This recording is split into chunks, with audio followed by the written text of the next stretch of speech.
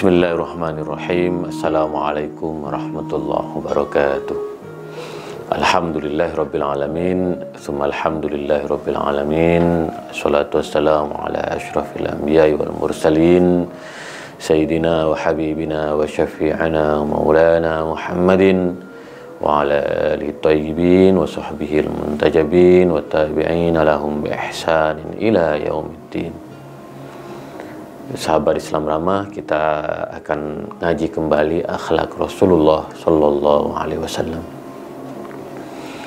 Akhlak yang akan menjadikan diri kita terus berkobar, bergairah, tidak pernah putus asa dan gelisah, karena bagaimanapun akhlak ini menjadi pedoman hidup kita. Kalau kita betul-betul bercermin dan mengamalkan akhlak Rasulullah Sallallahu Alaihi Wasallam, maka kita akan menemukan hidup ini penuh kegembiraan, penuh keceriaan, keriangan dan kesenangan. Karena apapun yang kita hadapi, pasti selalu akan diberikan jalan keluar yang terbaik. Bukankah Rasulullah sudah mengingatkan kita bahwa ajaran atau inti dari ajaran Rasulullah adalah akhlakul karimah. Innama bu'itsu liutammima makarimal akhlak. Sungguhnya aku diutus hanya untuk menyempurnakan akhlak. Maka sebenarnya akhlak menempatkan posisi yang sangat penting di dalam kita bermuamalah, bahkan juga di dalam kita mengembangkan ilmu pengetahuan. Karena bagaimanapun akhlak harus diletakkan di atas segala-galanya, sehingga apapun yang kita hasilkan dari ilmu pengetahuan betul-betul dapat menjaga keseimbangan dan membangun keharmonisan di antara sesama. Sahabat Islam Ramah, ngaji akhlak Rasulullah SAW pada episode kali ini yaitu tentang ciri-ciri orang sabar dan bersyukur.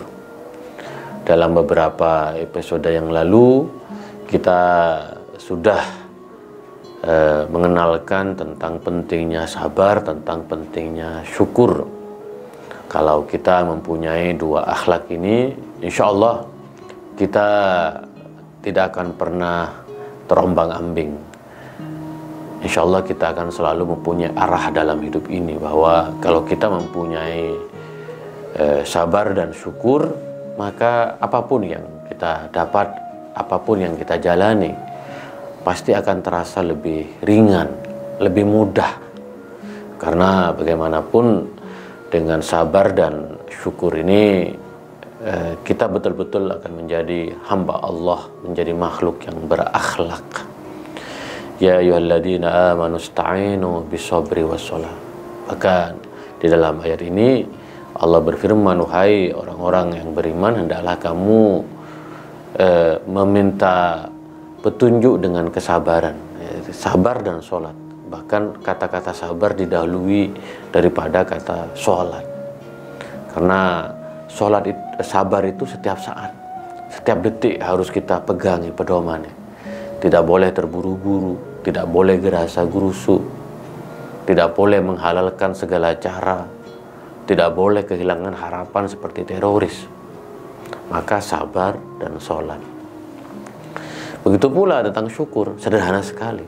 La in syakartum la azidannakum wa la in kafartum inna adzabi lasyadid. Kalau kalian bersyukur, nikmatku akan bertambah. Kalau kalian kufur, yaitu tidak bersyukur, maka azabku amat pedih. Maka kalau kita ingin mempunyai rezeki yang berkah, yang melimpah, maka banyak-banyaklah bersyukur. Karena dengan bersyukur kita akan lebih fokus dalam mencari rezeki yang halal, yang berkah, dan tidak pernah menghalalkan segala cara. Nah, sekarang apa ciri-ciri untuk menjadi orang yang sabar dan sekaligus bersyukur? Rasulullah bersabda dalam hadisnya, khoslatani man kanata fihi kataballahu syakiran sabiran wa man lam takuna fihi lam yaktubuhullahu syakiran wala sabiran. Ada dua perkara, ini penting sekali. Kalau kita mempunyainya, Kalau kita betul-betul medomaninya, maka Allah akan mencatat kita sebagai orang yang sabar dan bersyukur. Sebaliknya, kalau kita tidak punya dua perangai ini, maka kita belum dianggap sebagai orang yang sabar dan bersyukur. Apa itu? Yang pertama, man nadhara fi dinihi ila man huwa fawqahu faqtada bihi.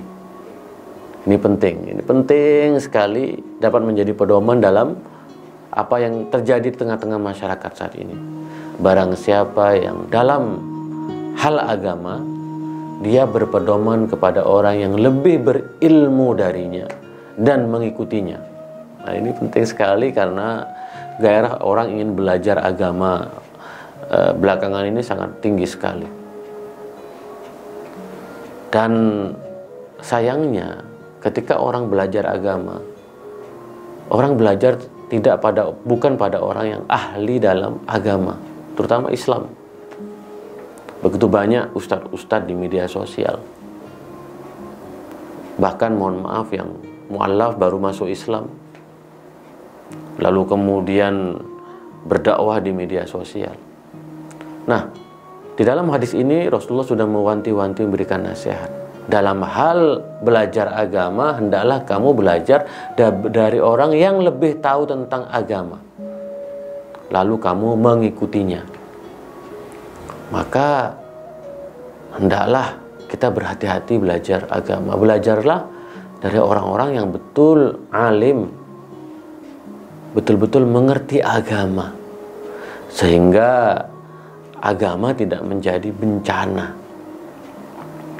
Di antaranya mecah belah, menebarkan provokasi, ingin menghasut kebersamaan kita, menebarkan fitnah. Nah, ini yang terjadi sekarang.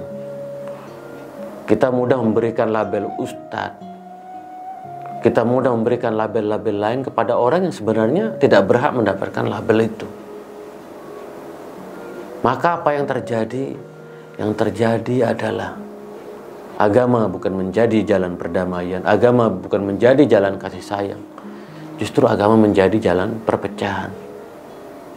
Maka mengacu kepada hadis Rasulullah ini, dalam hal beragama, maka hendaklah kita melihat orang yang lebih ahli, yang lebih paham dalam hal agama dan mengikutinya. Maka sahabat Islam ramah, maka belajar dari pesan Rasulullah SAW.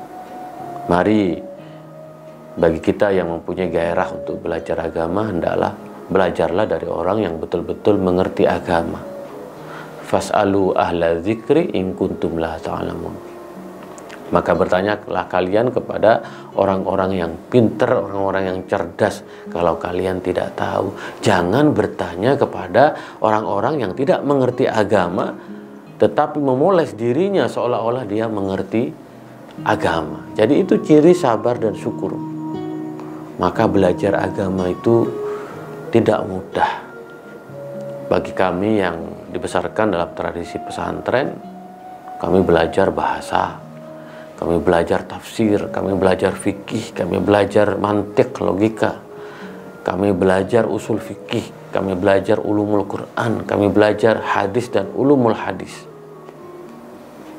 Karena memahami agama membutuhkan berbagai perangkat-perangkat keilmuan. Maka naudzubillah, kita melihat begitu banyak orang-orang yang menjadi ustadz dan berdakwah, apalagi dakwahnya penuh dengan kebohongan, menebarkan fitnah. Ini justru menjadi bencana. Maka kalau kita ingin menjadi orang yang selalu bersabar dan bersyukur, belajarlah agama dari ahlinya.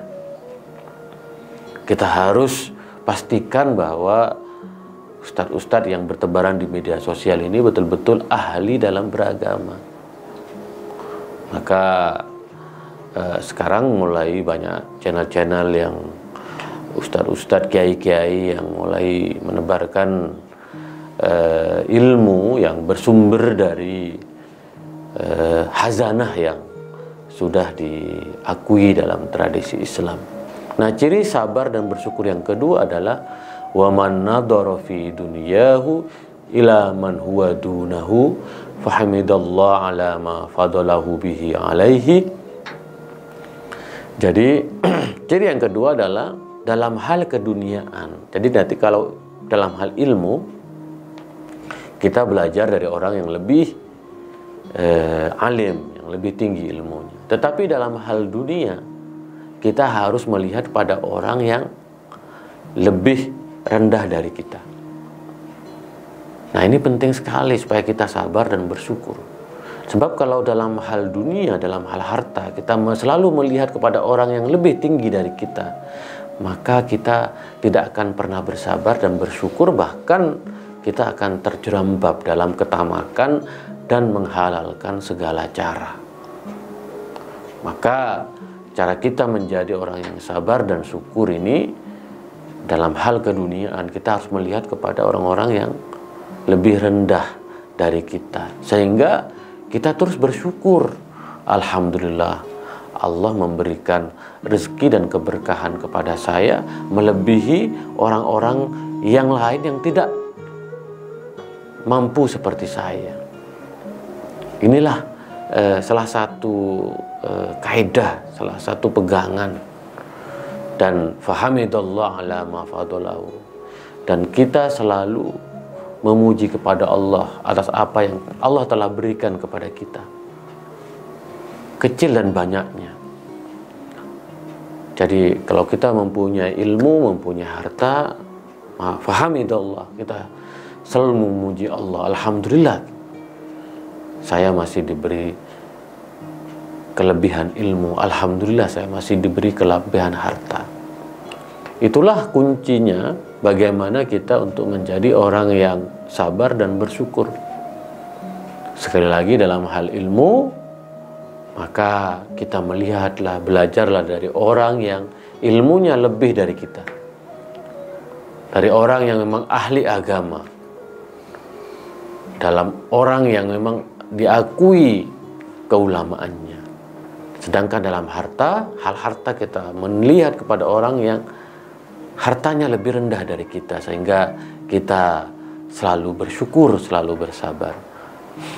Katabahullah alaihi syakiron wa sabiron. Kalau kita sudah memiliki dua karakter ini, maka Allah akan mencatat kita sebagai orang yang sabar, sebagai orang yang bersyukur.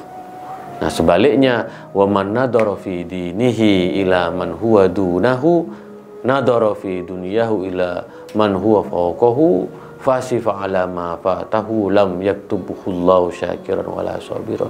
Nah, sebaliknya, kalau kita dalam hal keagamaan melihat, belajar dari orang yang lebih rendah dari kita, atau dari orang yang tidak mengerti agama sama sekali, dan dalam harta kita justru melihat orang yang lebih kaya dari kita, maka Allah tidak akan mencatat kita sebagai orang yang bersyukur dan penyabar. Jadi itulah kira-kira akhlak Rasulullah SAW yang diajarkan kepada kita semua, bahwa kita marilah terus menambah ilmu, menggali ilmu dari orang-orang yang memang ahli agama, dari orang-orang yang memang mengerti agama. Kalau orang mengerti agama, maka dia akan menggunakan agamanya untuk kebaikan, bukan menggunakan agamanya untuk kepentingan politik dan memecah belah umat. Begitu pula kenapa kita diperintahkan untuk melihat orang yang lebih rendah dari kita dari segi hal harta, supaya kita selalu bersyukur dan kita selalu berbagi dan menderma kepada orang-orang yang tidak mampu. Jadi sahabat Islam ramah, sabar dan bersyukur ini merupakan kunci dalam kehidupan kita. Kalau kita mempunyai dua akhlak ini, insya Allah kita akan menikmati hidup ini sebagai keberkahan dari Allah. Apapun dari masalah yang kita hadapi adalah sesuatu yang manusiawi, yang tidak bisa kita hindarkan dan kan kita selalu hadapi dalam kehidupan sehari-hari. Tetapi dengan sabar dan syukur ini, insya Allah kita akan menemukan begitu banyak mutiara dan kebaikan dalam hidup ini. Itulah kira-kira ngaji akhlak Rasulullah Sallallahu Alaihi Wasallam pada episode kali ini tentang ciri-ciri orang bersyukur dan orang sabar. Kita akan lanjutkan esok hari. Kurang lebihnya mohon maaf. Wa ma taufiqi illa billah, alaihi tawakkaltu wa ilaihi unib. Wa akhiru da'wana alhamdulillahi rabbil alamin, wallahu muwaffiq ila aqwamit thoriq. Assalamualaikum warahmatullahi wabarakatuh.